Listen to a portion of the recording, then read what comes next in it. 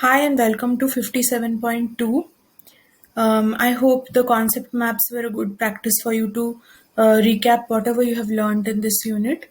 And I hope the video before this task, where you saw 10 important things to learn about plasma membrane, was helpful in synthesizing all the different pieces of information together and focusing on exactly the important points about this chapter that you need to keep in your fingertips before the examination.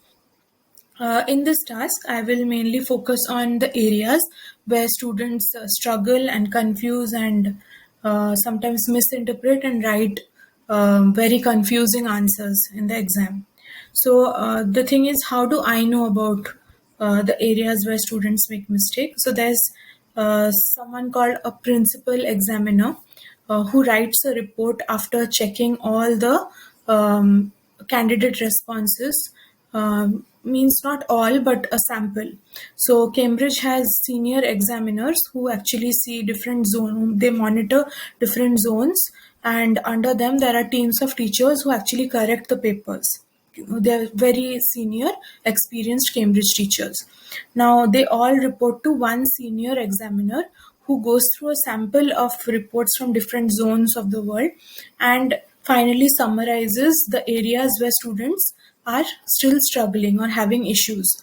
And they publish that report so that teachers like us who are directly teaching you will know that these are the areas where students struggle, and will try to expose them to these common errors and misconceptions which needs to end, and so that students have a clear idea before answering a question about a confused objective. So let's go to the key message that the principal examiner gave for a particular year. And I just pulled out those messages which were related to cell membrane and transport. So the issues that candidates experienced are on your screen. What is wrong or less mark fetching about these points? So before we do that, I would suggest that you make two columns, one column for all the misconceptions and another column to write the rectified uh, statement for that misconception. Okay, let's go to the first one about cholesterol having hydrophilic head and tail. So this is a structure of cholesterol which you don't have to remember for exam, but you have to understand this so that you don't make this mistake. So you can see that the hydroxyl group of the cholesterol is the water loving or hydrophilic part, and the hydrocarbon chain and the ring structure, both of them are hydrophobic, water hitting in nature. So the first thing that we should know that yes, cholesterol is also amphipathic because it has two types of regions, but these regions are not differentiated into a specific head or tail.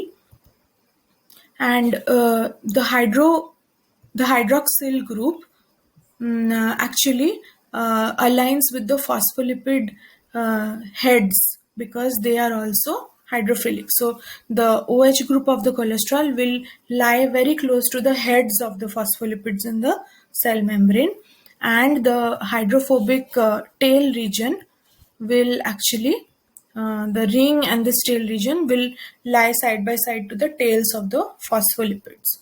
So please don't use head and tail concept for cholesterol. Now, what the examiner actually wants us to focus is that students, instead of talking about phospholipids, end up telling that cholesterol has a hydrophilic head or tail.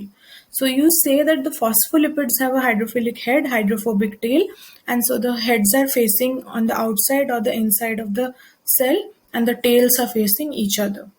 And cholesterol will align its own hydrophilic and hydrophobic regions side by side to the hydrophilic and hydrophobic regions of the phospholipids.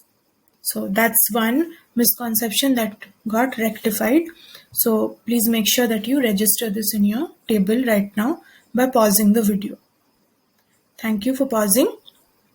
Next, I'm going to move to the second misconception.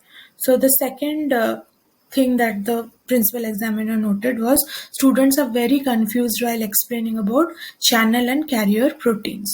So what are channel proteins? Channel proteins are proteins which have a hollow space in between them, and ions according to the concentration gradient will flow through these channels. So that means the channels help in facilitated diffusion. Now, what about carrier proteins?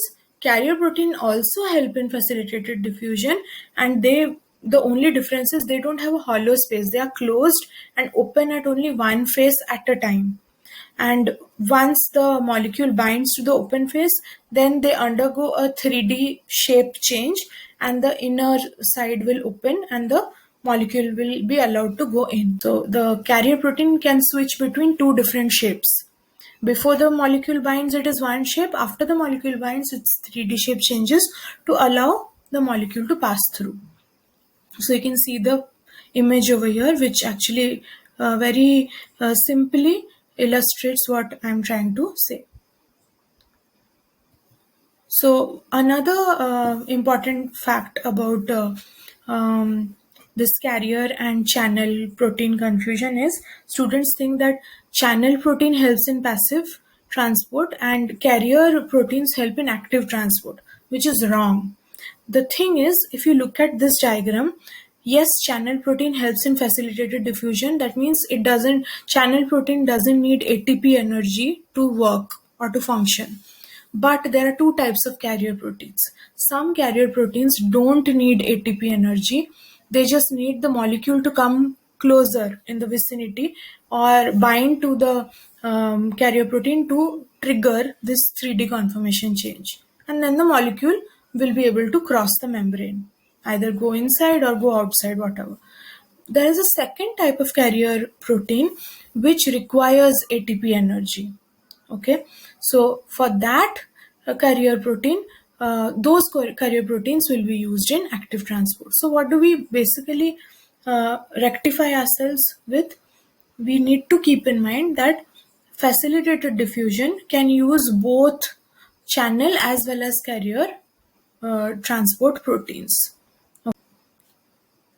Thank you for pausing. Now I'll move to again reminding you to note down the second misconception about how students confuse between carrier and channel proteins, and what is the rectification statement for that.